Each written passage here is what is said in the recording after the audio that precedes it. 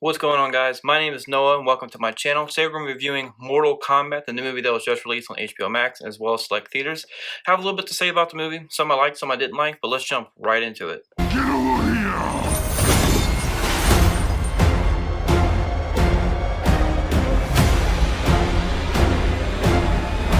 Jumping right into the review, I actually like this movie a lot.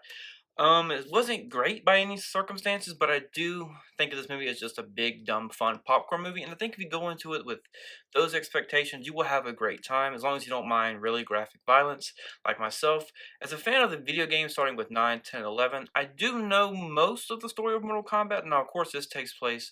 This movie is actually a prequel. Right off the bat, this movie is a prequel to the Mortal Kombat. There's no tournament in this movie. I guess they're saving that for a sequel, which I do think we'll get a sequel because this movie has done really well at the box office. But I really would have liked to see the tournament. I know they're setting that up. The fights that are in this movie are really good. I think they are the best part of this movie, as well as the Scorpion Sub-Zero conflict. Um, but other than that, I don't. The story is kind of bland. It's very cheesy. A couple of my friends I went to see this movie with, they all said movie's cheesy as hell, which I think honestly that is what I wanted from this type of movie. I don't think it has to be Shakespeare. It doesn't.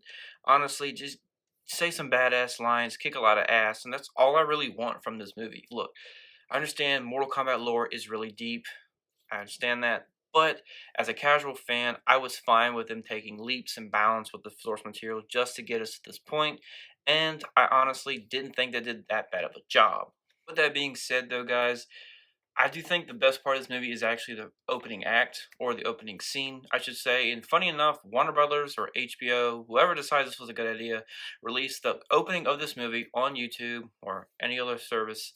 No movie ticket required, no HBO subscription, none of that. You can watch the first 7 minutes, which kind of sets up the whole plot of this movie between the conflict between Scorpion and Sub-Zero. You actually see them before they became those characters. And honestly, I thought that was a great way to start this movie. Unfortunately enough, the rest of the movie kind of teeters in quality until the very end. I do think the very end is just as good as the beginning. If you could kind of make a movie with just Scorpion and Sub-Zero, I think that would be pretty good. But this movie does have a lot of characters, and a lot of them, in my opinion, just aren't as interesting as Sub-Zero and Scorpion and their conflicts and the backstory they were able to set up just in the first 7 minutes of this movie.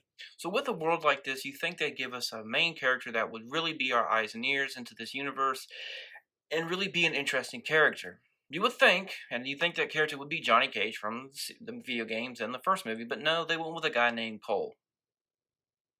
His name is Cole. It's about as bland as his character in this movie gets. Sorry. Look, I'm sure the actor that plays Cole is super nice. I'm sure he's a great guy. I just didn't find his character interesting. I think if you maybe plopped him out of the movie, or hell, even make the same actor play Johnny Cage, I wouldn't have minded that. I think that would have worked just fine. I think that would have been a much better film.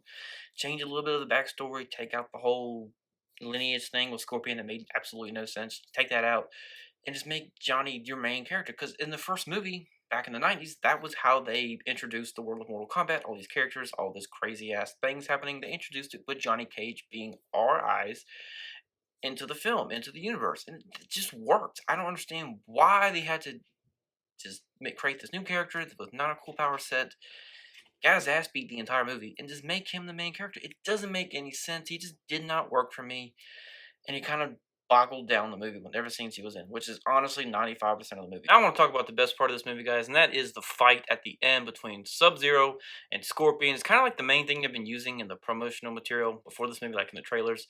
And even those two are like the main characters on the posters. And in the trailers, like, I don't get it. Scorpion, spoiler alert, is maybe in this movie, like in his Scorpion form for maybe 5 minutes. That's it. 5 minutes is all you get with Scorpion when he has his Hellfire. That's it. He joins in at the end to help Cole beat Sub-Zero, and it is badass. That fight right there. That fight right there is worth the admission of the ticket, the HBO Max subscription. It is worth it all. That fight is badass. They're using their moves from the games. They're throwing out their one-liners, like Scorpion saying, "Get over here." Sub-Zero's using some of his ice moves, like his fake outs, and then his ice wall. And then finally, Scorpion gets to use his fatality from the first game. Guys, I know I've been pretty mixed in this review, but I will like to see a sequel. I do think we'll get one. I think this movie's done pretty well at the box office on this really low budget of only $50 million. I would like to see a sequel. I'm gonna be honest with you. I think with a better budget, some better writers, and maybe a more experienced director, they can get a lot more out of this universe. We can get the tournament, hopefully, in the next movie, and then we can flesh out some of the characters. Bring in Johnny K. You say set that up all right at the end. That was the last thing you see in the movie. Cole is going to Hollywood to get Johnny because that's what Raiden wants, for them to get more fighters for the tournament. That's how it ends. And guys, I wouldn't be mad about like if they do like a sub movie with just Scorpion or just Sub Zero. Like those are characters that can kind of hold their own in their own movie. Like if you're gonna do the Marvel thing, which everybody's doing, like just get those out of the way first. Like make them small budget. Set them back in early Japan before they have their powers. That would be a cool movie too. Like I don't care. Like I just want to see more of this universe. Do it well, guys. Like don't make us regret it. Don't do it another Mortal Kombat Annihilation, guys. Just take your time with it if you need to. Get some better writers. And figure out what you're going to do with this universe. Because I do think there's a lot there that is warranted for sequels, and I honestly just want to see more. Hey guys, that is my review for Mortal Kombat. A lot of good, a lot of bad, a lot of ugly, but I do think the movie is overall a pretty good package, especially if you're a fan or you just want something fun to watch. I do think it is a big, dumb, blockbuster type movie, and I do recommend it, but only if you're a fan or if you're just looking for a good time with your friends. If you guys wouldn't mind, please maybe leave a like, a comment, maybe even subscribe, or we'll have more content coming in the next couple weeks. But without that further ado, guys, I'm out. It's been a blessing. Y'all have a good day and be good people.